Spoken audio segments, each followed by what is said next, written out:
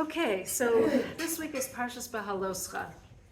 And Friday night I was looking through this parsha, thinking, what am I going to say? And I was looking at different parts and thinking about different parts. I figured out, okay, what I'm going to say. And then Shabbat morning, I'm like, no. New revelation. And that's what Torah is. The more you think about it, the things that you go through, you see different directions and you see different messages that it's supposed to be giving you for your life and what your life is now. And okay, so what's Bahaloscha about? So it starts off talking about lighting the menorah, how Aharon was lighting the menorah, and he has to light the menorah in a way that you light it until Bahalotcha, until the light comes from its own. The light shines on its own. So light the wick and then make sure that it's lit enough that it's now shining on its own, that you don't have to keep the match there to hold it to make it lit, but it lights by its own. And really this is a message for all of us. The lighting of the menorah is not just about lighting that menorah that was in the Beit HaMikdash, but as the Rebbe teaches us, our whole job in this world is to light ourselves up, to be that light, to be that shining beacon of light for the nations of the world, for the world at large, to create light in the darkness of our world. We bring down that spiritual light, that spiritual beauty, and that spiritual morality to the world. That's our purpose. That's what we're here for, especially the Jewish people. That's what every person is here for, but especially the Jewish people. We are a light unto the nations. And so the menorah isn't just about lighting that menorah in the Beit HaMikdash, but it's lighting our own menorah, lighting ourselves up, and lighting others. And when you light others, you're supposed to light them or teach them in a way that they then produce the light on their own. Mm-hmm. So it's not that you have to keep on, a teacher or a parent is not supposed to teach in a way that you have to keep on doing it. You have to keep on holding the match by them, but eventually the person is supposed to have that light on their own. So when you teach somebody, when you befriend somebody, when you counsel someone, when you mentor someone, when you're a friend to somebody, you're lighting up, you're sharing your light with someone else so that they can then produce their own light.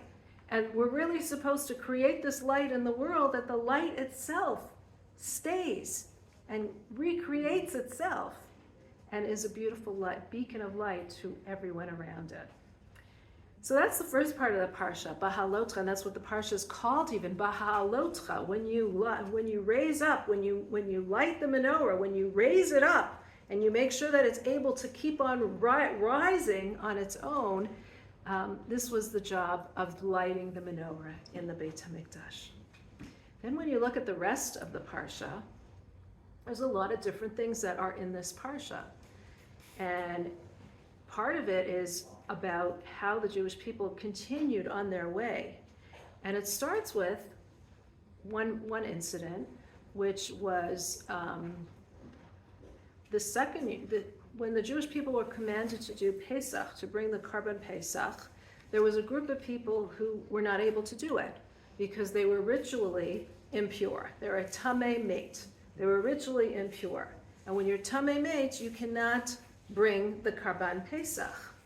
So this group of people then went to Moshe and he says, Lama nigara, why should we lose out? It's not fair just because we were ritually impure, and perhaps they were ritually impure because they were helping some dead bodies to be buried, which wasn't even their fault, or even if they were doing something that ritually got them impure for whatever reason, why should we lose out on making a Pesach, on the Karban Pesach, on the Pesach sacrifice, just because we're ritually impure? We want to do something about it. And because they came forward asking for that, so there's this whole new mitzvah called Pesach Sheni, which is that on the 14th of Iyar, a month after the real Pesach, nowadays we will take matzah and we'll eat that matzah to remember it.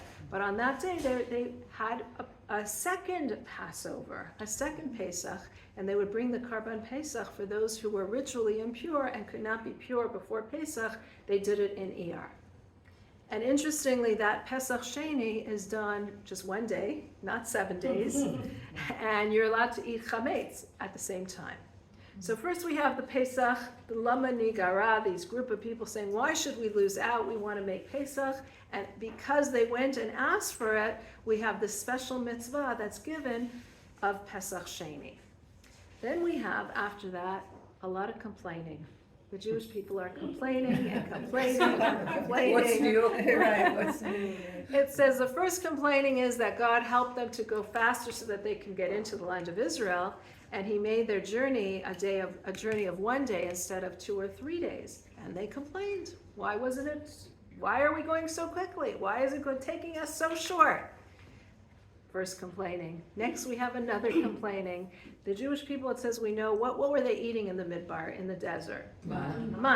Man fell from heaven. It was a spiritual food. It said that you didn't even have waste when you ate it. It was completely absorbed and assimilated in the body. A very spiritual food. It could taste like anything that you wanted, except for 5 different things that were considered dangerous for a pregnant woman. I think it was garlic, leek, watermelon, a few things that it mentions that were considered at that time dangerous for a pregnant woman to envision. So really the mun could taste like anything that you wanted. And you would think this is the greatest food, right? Spiritual food, but they're complaining. We don't want the mun. We're sick of the mun. We want the food that we used to eat in Egypt. We want food. We want real food to really chew on it and really eat it. And we want meat. They're complaining that they want meat. In a place that was called Kivrat HaTava, which means that they have this tava, this desire, this craving. And so God says, okay, he'll provide them meat. He provides them slav, which was quails. A whole bunch of quails came, and they ate them, and they died because of them. Wow. Yeah. So this was, again, complaining that was not a good thing. And then towards the end of the parsha, we have another incident, and this incident is Miriam, the sister of Moshe, and she says something that we say every day. There's 6 different remembrances. It's called Sheshes Techiros, and one of the 6 remembrances is remember what Miriam did. She did something wrong in the midbar. What did she do wrong? She spoke Lashon Hara. She spoke about bad talk about her brother Moshe. What did she say? She saw that there were 2 new prophets that were giving prophecy in the midst of the camp.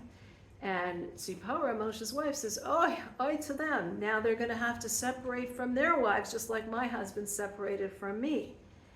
And so Miriam heard that Zipporah was separated from Moshe. And she said, why is Moshe separating from his wife, from Zipporah? I'm also a Neviah. We know that Miriam was a big Neviah. God spoke to her as well. I'm a Neviah. I'm not separated from my husband. Aaron's a Navi. He's not separated from his wife. Why is Moshe separating from his wife? This doesn't seem correct. They should continue to be married and together. And because she spoke negatively about her brother, even without intention, she didn't say anything that was a lie, she didn't say anything that was true, but because she spoke this bad about Moshe, it says she was punished. She got sarat, which was a spiritual illness, leprosy at the time. She was covered with sarat, and the whole Jewish people waited for her, just like she waited for Moshe by the Nile River to see what would happen to him. Now the whole Jewish people waited for her before traveling further until she was cured, and then they traveled further. And of course Moshe called out to God and says, God, Kalna Rafan Allah, please God, heal her. She was healed, but she still had to wait that 7-day period till she could enter back into the camp. So the parsha starts off very positive about shining your light to the world. Beautiful, beautiful ideas, how everyone can shine their light. And we're told that the menorah actually has how many branches? 7 in the middle. 7, exactly. It was 6, 3 on each side and 1 in the middle. 7 different branches, and this corresponds Kabbalistically to the 7 midot, to the 7 characteristics and qualities of a person. Chesed, Gvura, Netzach, Tiferes, Hod, Yesod, and Malchus. So these are the different aspects, different things different qualities that a person could have, different characteristics. And what's it teaching us? That you can have whatever characteristic you have. Torah is not a one-size little box. You have your qualities, your characteristics, shine them into the world. Don't twist yourself into what somebody else is. Shine your light. Everyone has their own purpose and their own mission in the world. Shine your purpose, shine your light into the world. So the portion starts off with shining your light and creating this light. And then it seems to go downhill from there. Complaining and evil talk. What's the connection? What's going on here?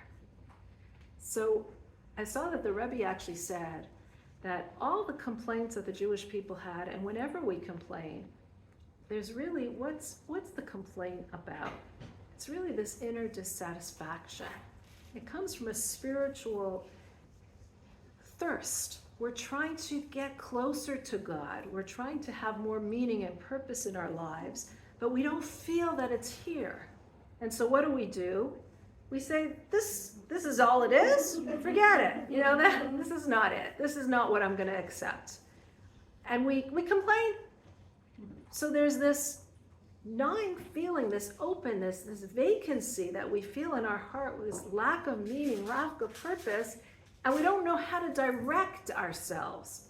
It says really like people who are addicts, who have addictions.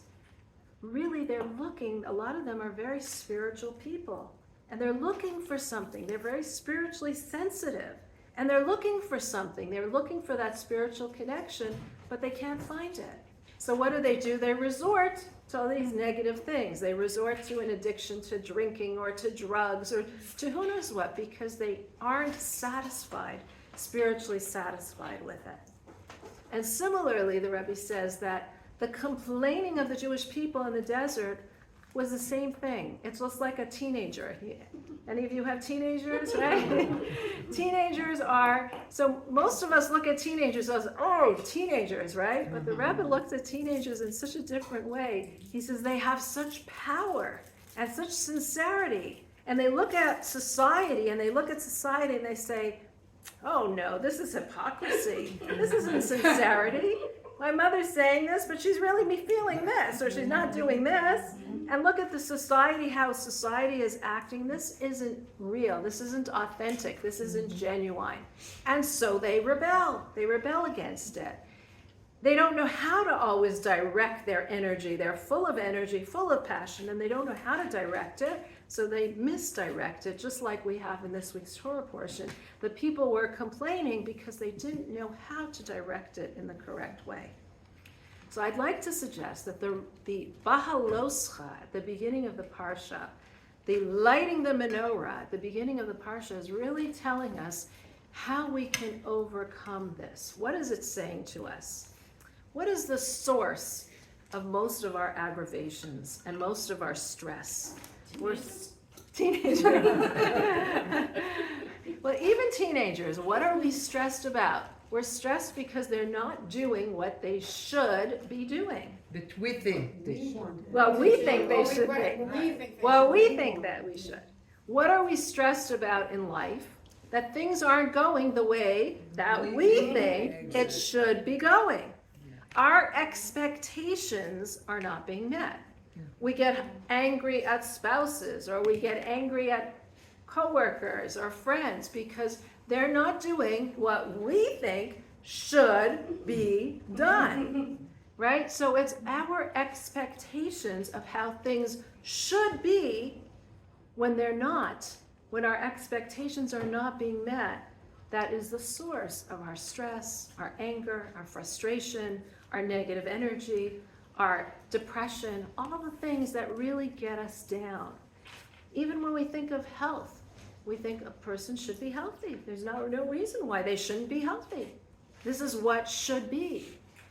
Anything that we feel is lacking in our lives, when we're lacking parnasa, sustenance, livelihood, the world should be in a way that I should have enough, that according to what I want, I should have. When Isn't that very, like, self-indulging? It's very much so. And it's a very linear way of thinking about things. It's not a multidimensional way of thinking. It's like there's one path to life. There's a certain path to a successful person in life.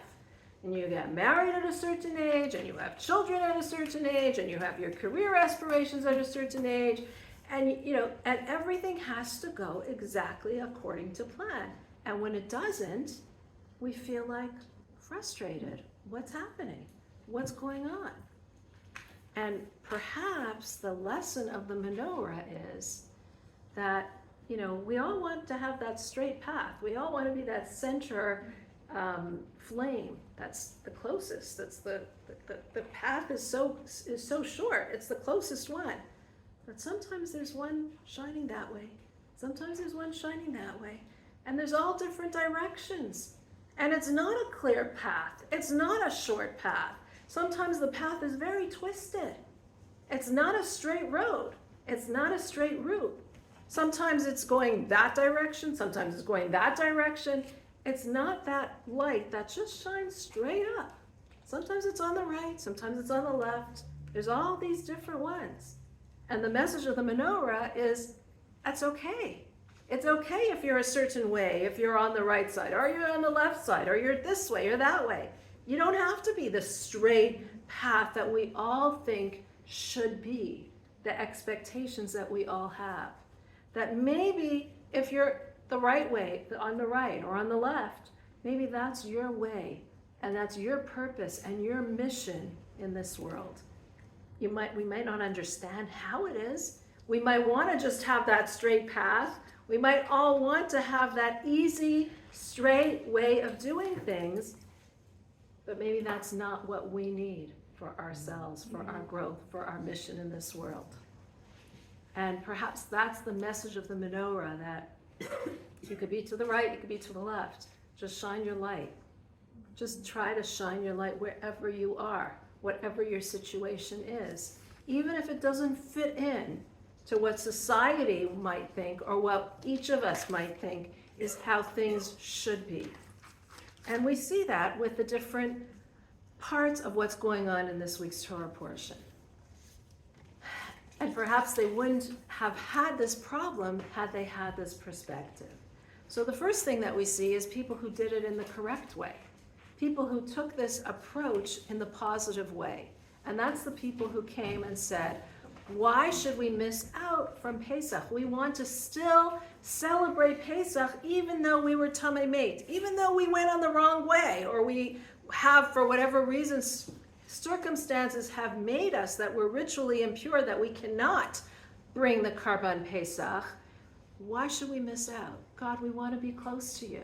Even though our path was twisted, how can we make up? How can we make up that? And when you go with that attitude, that even though this is what we needed to do, but we still want to be close to God, this was considered a tremendous, beautiful thing that they asked God. And they were given this special mitzvah as a result of actually doing Karban Pesach. And not only that, but we see what Karban Pesach is. Karban Pesach on Pesach Sheni is that you can accomplish the same thing as Pesach, which is 7 days in the land of Israel, or 8 days here and outside. You can accomplish that in 1 day. If you're going to be going on the twisted path, sometimes you could accomplish the same things that take the straight path 7 days, you accomplish it much quicker because of that sincerity that you have and that acceptance that if this is your will, God, this is what I'm doing. I accept whatever is necessary.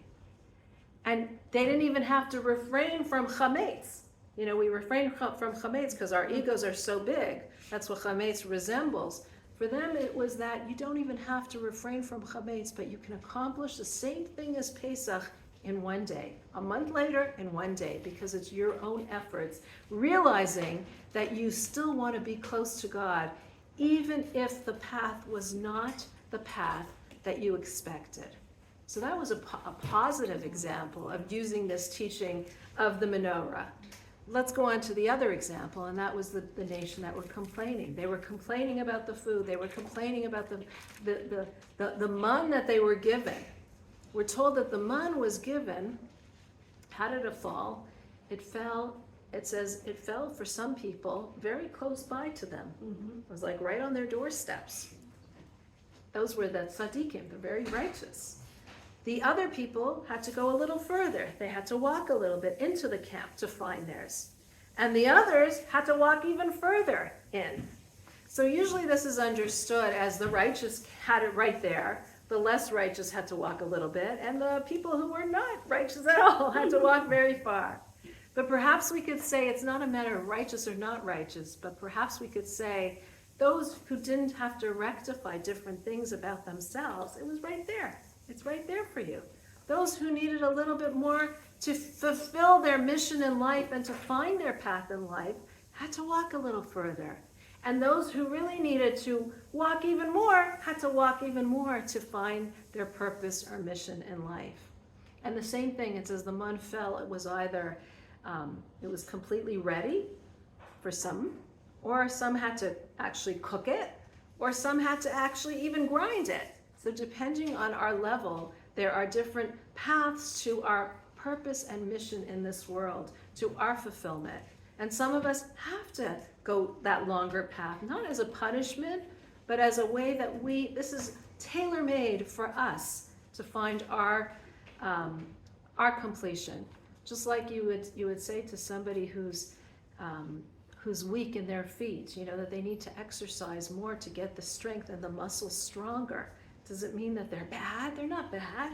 We're just trying to exercise their muscles because that's tailor-made for them to become stronger people.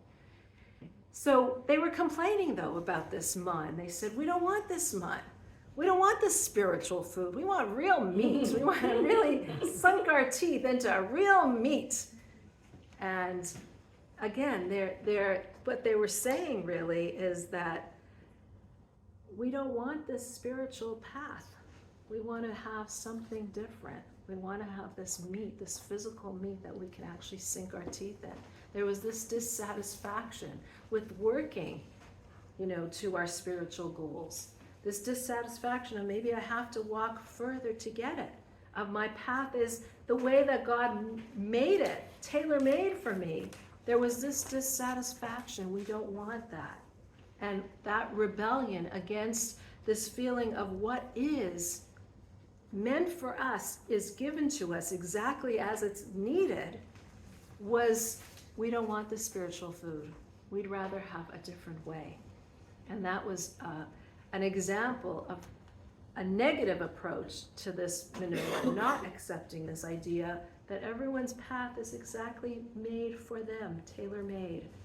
And the mission that you need to accomplish in this world is exactly set, exactly as it's supposed to be. The third example that we have of this menorah and the different branches of the menorah and how everyone has their own mission and shines their own light in their own way is with Miriam. So Miriam was traumatized. She really was traumatized. We use the word trauma very loosely nowadays. But Miriam was literally traumatized in Egypt. She was traumatized because she saw the boys, the Jewish boys being thrown into the Nile. She saw these decrees against the Jewish people, and her whole being was to help. She was a nursemaid. She tried to help the Jewish mothers give birth to the children. Her whole purpose was having children, having life. And here she saw her brother, who was now completely capable of being married to his wife and creating more children in this world, had separated from him. And she couldn't fathom, why did Moshe separate from his wife? Our whole purpose is to have children. She saw that very linear way because of her trauma of this is the purpose in this world. And she was right that most people, Torah is not about men separating. Moshe is the only prophet about whom it says that he should separate from his wife. It says God actually commanded Moshe to separate from his wife because God was constantly calling him to speak to him. And he couldn't be ritually impure by being with his wife if he was constantly being called by God. So Moshe was the only one that God would constantly be calling him. He was the only prophet that God commanded him to separate from his wife in all the generations. But Miriam didn't understand that Moshe, perhaps because he's Moshe, has a different path than I do. That's not my path. That's not Aaron's path. That's not any other prophet's path. But Moshe's serving God in his own way because this is what was commanded to him. So I think that perhaps we can understand that all the difficulties and all stresses in our life and frustrations come from not accepting that life is multidimensional, that there's many ways, there's different 7 branches on the menorah, and each of us can accomplish our goals in this world through the different branches that we were given, through the path that we were given to serve God. And my path is not your path, and your path is not her path. And some of our paths are very twisted, and some of the paths might be very crooked, and we might be all the way on the right or all the way on the left. We're not in the center at all. But if we can accept that, then we can try to find our light in the situation that we were given and try to serve God the way that we were supposed to be doing it. I don't think I put, oh yeah, it is on, okay. And in this way, we can find our way to our mission. And one last thing I want to share is that in the very middle of the parsha, there's like these, it's almost like these parentheses. There's a nun, which faces one way, and then there's a nun that faces backwards, the other way. That's how it's written in the Torah.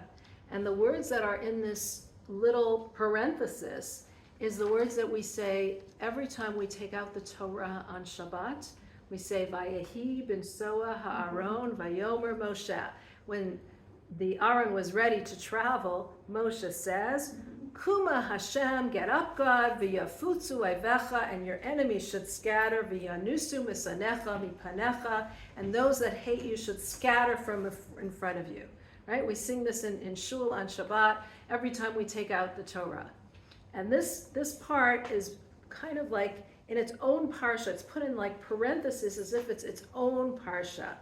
And perhaps that's what's telling us. These words are telling us how we need to approach our lives. When we're saying that our lives we shouldn't have these shoulds in our lives or these expectations in our lives. This is saying to us, what should we realize when when we are on a path that we didn't anticipate or never thought would be the life that we're leading, and now we're dumped into that path, or we're dumped into that life, or we're dumped into that situation.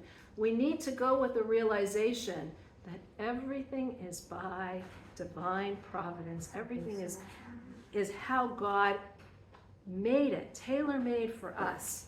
And God is actually fighting our battles with us. So we're not alone in fighting the battles and fighting the direction that we're trying to lead our lives in trying to fight the darkness in the world that's around us. God is scattering the darkness, scattering the enemies, scattering those things that are stopping us. God is leading us in the way that exactly as we're supposed to be. And when we can get to that recognition, which is a very difficult recognition. Especially nowadays. Especially nowadays, when we see things that we don't understand and it seems completely against everything that we feel should be and is right to be, we need to say, obviously we do our best to do what we can do. We have to be the ones to go to God and say, we want to do Pesach Sheni, we want to do.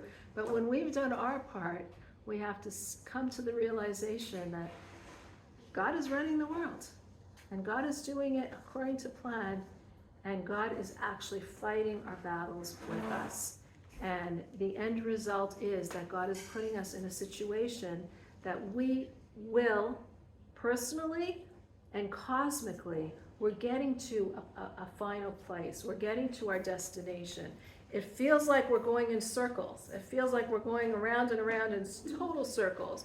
It feels like we're sometimes going to dead ends. It feels like we're just getting lost. But, right? It feels like it. And that's what brings us the frustration, because this is not where we should be, but we are exactly, we might be on the right, we might be on the left. We have to shine our own light, our own little light that we can shine into the world in the way that we can, but God is leading us in the way that we are meant to be to fulfill our purpose and our mission here in this world, on a personal level, as well as on a national level, and on a cosmic level. Thank you so much.